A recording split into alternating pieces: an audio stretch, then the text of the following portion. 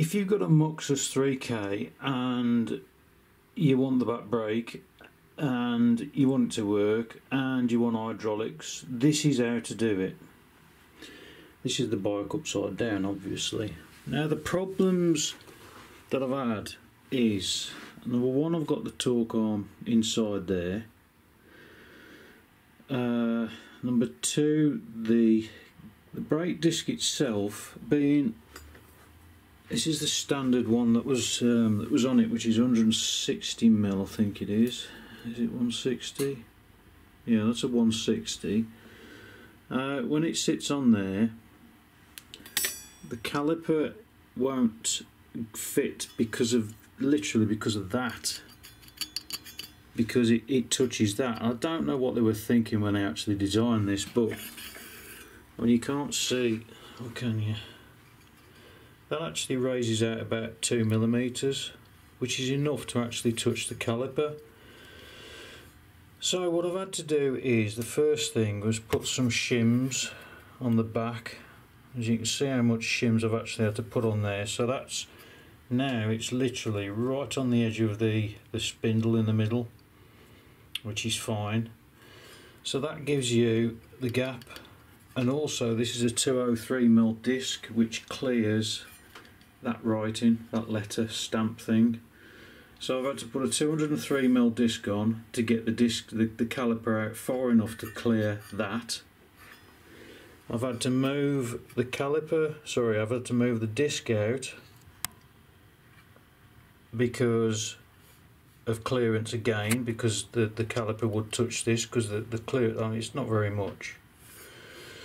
Now when I brought that out, the motor wires were too close to the bolts, so what I've had to do is take that off and countersink, get some countersink bolts and actually countersink them in to stop it binding on the motor.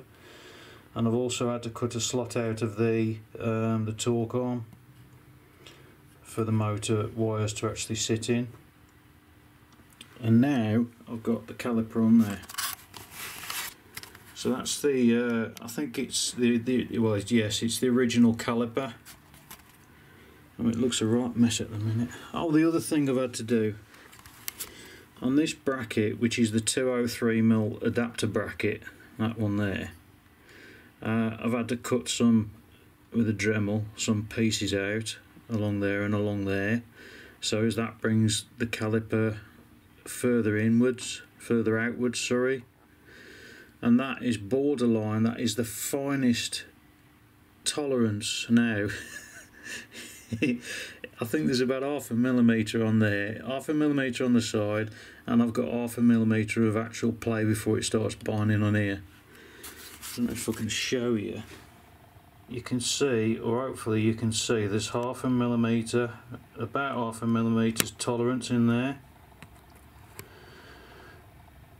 So I've done that, and I've also noticed, because the motor isn't 100% true, what I've had to do is go round, and you can just about hear certain parts that are actually binding on the disc. So what I've had to do is go around and get a screwdriver like that, and then just pull the disc whichever way it needs to go. And I know it's not the ideal way, and it'll probably walk backward back, but I'm hoping that the whole thing's going to bed in perfectly.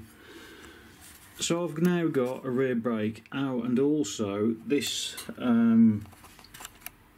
what do you call them now, hose clamp. This hose clamp is purely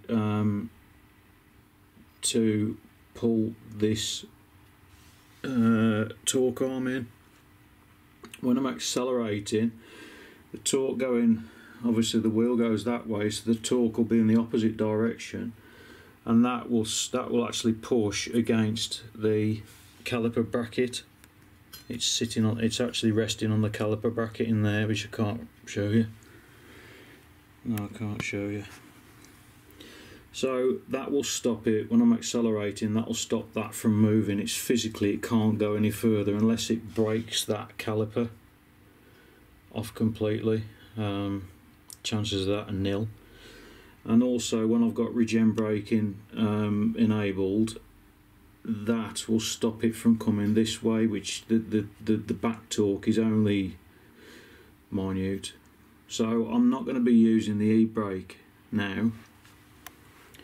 I mean, you can see the tolerance in other places. You've got that gap there, so about 1 millimetre. So I've got a 1 millimetre gap there. Obviously there's 0.5 millimetre gap the other side, so I couldn't, there's no way could I have moved it either way at all now. That is the limit, but it does fit. It does fit, and it does work as well, which I'm really pleased about. Of course, that's always a bonus, because it works.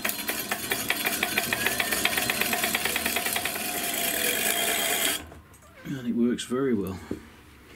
So there's the brake done. That was the final part that I just needed to get that finished. I don't like this being here, but on the good side, on the upside, I've now put the brake cable pipes. I've put the pipes down the centre, so it doesn't need to go around the frame, which I hated that the analogue one. Mechanical one, that was the one. So anyway, I'm going to put it all back together and then it's finished. Back brakes on, done, tested. Well, not outside yet, but that monster bloody disc. It's just ridiculous. Obviously calipers working, calipers secure, everything is tight and solid, nothing moves.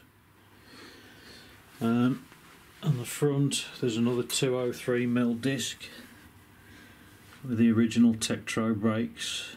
I had to get an adapter for that so as that fits.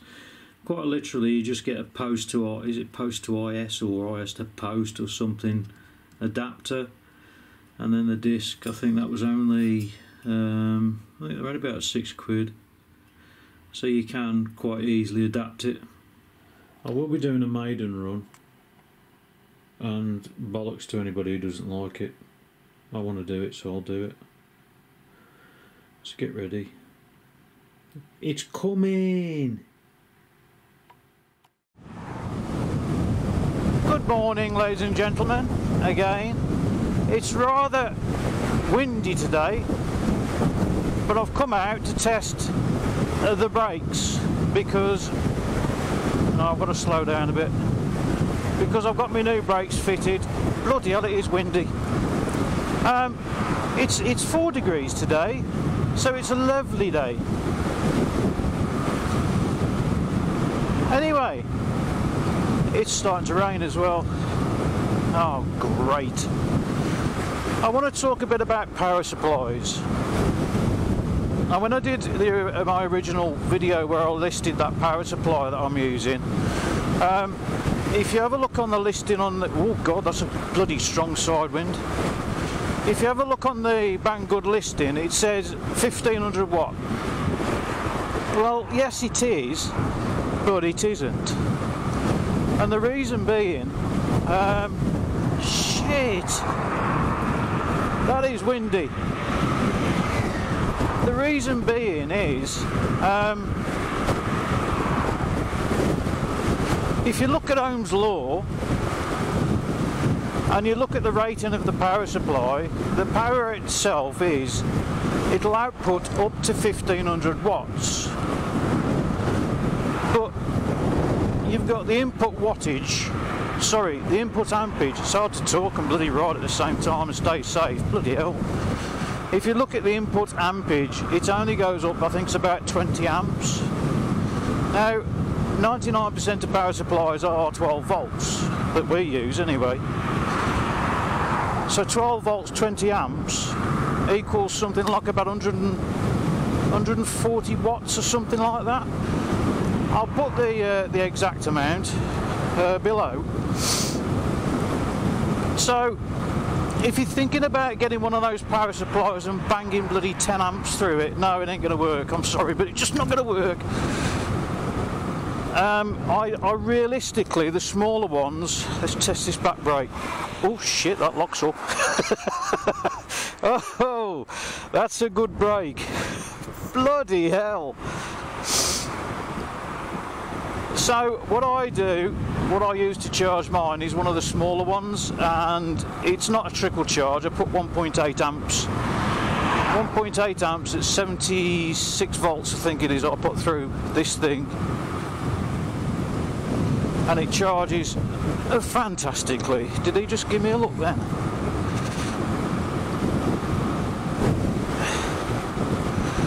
Whoa. It is a bit... Oh, bloody hell. Yeah, it's cold. Oh, I'm cold. I don't know if I mentioned this in a previous video, but I really do feel the cold now. You know, I'm old. Shouldn't be doing this, really. Oh, I want to go down there. What's down there? Oh, yeah. I've upped the acceleration of this as well. Oh, it's a 20-mile-an-hour zone down here. And I've also fitted proper mud guards so I don't get covered in shite, and the bike doesn't get covered in shite either. So it's much better now. Anyway, see if I can make more sense of this. So you've got a power supply and it's rated at 1500 watts. Well, that's 1500 watts optimum, and it's probably peak power, and you can't use that for, you know, ever. It just don't work. So ultimately you can probably halve it. Now with those power supplies, if you were to try and draw, I don't know, 3 amps out of it, which is a reasonable amount, you know. God, this back brake's fantastic. Oh, it really does. That is absolutely fantastic brake.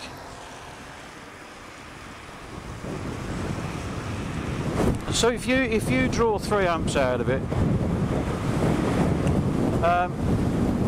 the FET actually gets very hot very, very quickly, but the heat sink doesn't have time to actually dissipate the heat. So what happens is it bloody cuts out or it breaks. I'm going to start just using my back brake, and front is an emergency. Oh, I love that back brake. Oh, I am in love with it. What's happened to my gears? I think all Chinese manufacturers, when they actually give you something and they say, oh, it's something like about 25 kilowatts. Oh, it's not a very good Chinese accent, is it?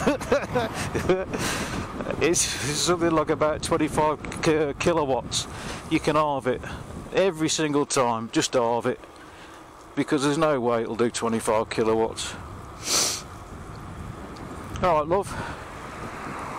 The other thing I want to talk about is, I thought this bike was perfect. I thought I'd finished it and there was nothing I could do to it, but there is. I found a BMS in China. They approached me and they said, do you want to test our BMS? And to cut a long story short, I've got another one. And unfortunately, when they gave it to me, it's a Bluetooth BMS as well, but unfortunately the app was only in Chinese. So, cut another long story short, they said to me, it's basically worked out that if I translate the app and they gave me the source code, then I can have the BMS for nothing. So I couldn't resist it, and I've converted all the software. It's available on Android. I think it might be available on Android Play Store. I don't know if I can do that yet. I've not looked into it. Anyway, I've got the APK. If you want to have a look, see what it does. Basically, it does bloody everything. Everything you wanted from a BMS, it'll do it. You can change your maximum battery voltage so it will cut out when it goes over volt when you're charging it. You can put your minimum voltage. You can also put a delay on it to say if it goes under that voltage for a certain amount of time, then it won't cut off. It's like when you open the throttle. If I pin the throttle on this, the voltage drops massively, which I'll talk about in a minute. So it basically does everything, and it's all Bluetooth, so you can monitor all the details. My God, is this dumping ground for something? For dump rubbish? So anyway, the BMS, I'm not going to show it yet until I've tested it fully and got it working. I mean, it is working, but it's only on a test bed at the minute. And the other thing I want to talk about is, people have asked me what shunt resistor I use in this. Well, it's a 200 amp shunt, and it's 75 millivolts per amp, which means, unfortunately, there is a downside to shunt resistors. The upside is they're more accurate, but the downside is they do draw power, because 75 millivolts per amp, if you talk 100 amps, that is 7.5 volts. So on my battery, when I pin the throttle, I've lost 7.5 volts. Now, you can do Hall sensors, Hall effect sensors, but they're not as accurate. They're as good. No, they're not. Dickhead. Anyway, they're not as accurate. And I haven't got a clue where I am. Oh dear. The trouble with this bloody bike is you just don't stop. On this BMS, there is actually a shunt resistor built in. So what I'm thinking of doing, oh, sidewind, what I'm thinking of doing is tapping into it and plugging it into the cycle analyst, so I can see how much current I'm drawing on that. But I may also do an Arduino sort of plug-in for it.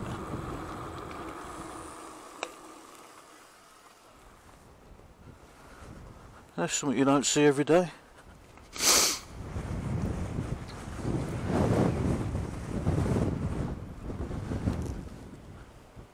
Was he pissed? Oh, police aware. Wow. You must have been caning it round there, mate. Bloody hell. Anyway, I need to find out where I am. I've had to redesign this bit here for the new BMS to fit in, because it's a bit bigger.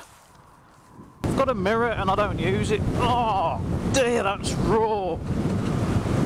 Oh.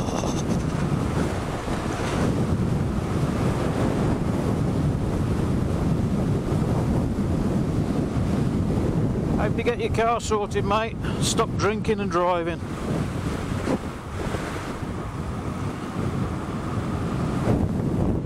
Strangers in the night, exchanging glances.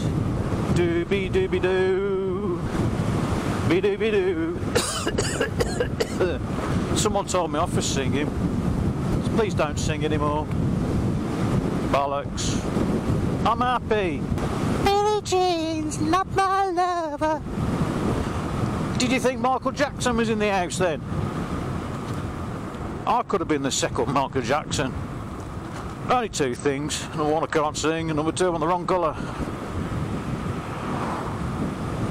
Anyway, I want to talk about women. So I'm not a master at this subject, but I want to know why women will start picking at you. They'll start, when they want to argue with you, they'll start picking at you and picking at you and picking at you. Hot Totties. Oh, a nice name for a shop. I bet someone's following me on Google Maps now.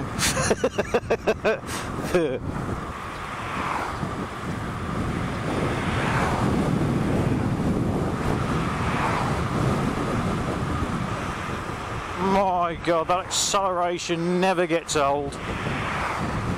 Never gets old.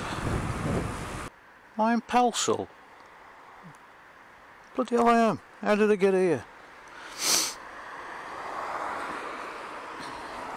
Oh well, ladies and gentlemen, this is Pelsall.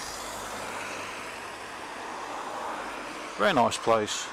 Where old people go to die. Why did I come out in this weather? I must be stupid. I seriously think I got frostbite in my toes.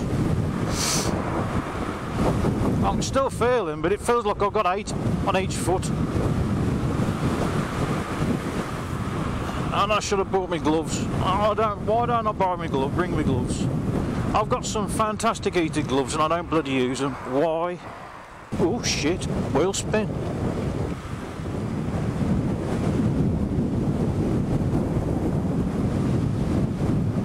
My God. I've never had wheel spin on a push bike. It just gets better. Honestly, it just gets better. Alright, Mavis, should we go down the shop today and just piss somebody off on the push bike? Oh, I don't know, love. And I don't know why, little women have got deeper voice than the men round here. Very powerful, very cold. These bloody hell, these brakes are good. My God, they really do stop you. Which is a good thing.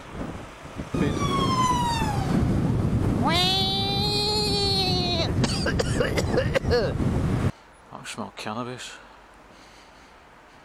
Someone smoking cannabis.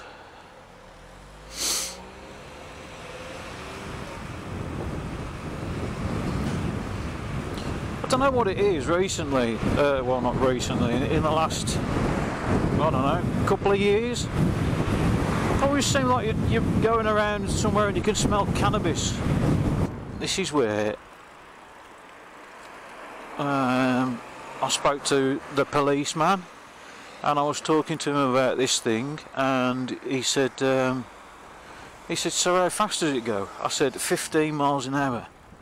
And he said, no, seriously, off the record, how fast does it go? And I said, seriously, off the record, about 67 miles an hour.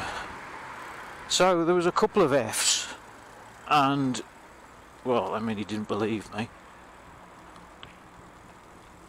And then he said, prove it. So I went down the road and I was going quite fast when I left, so, but he made me promise that I wouldn't show his face. Let's test this front brake. Holy shit! That bloody stops well. That really does stop well.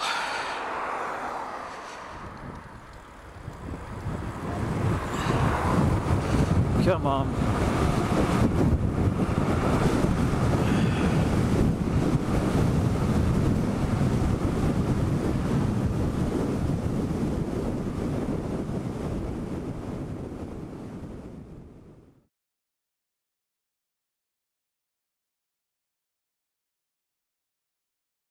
This is a 75.6 volt charger that I bought from China.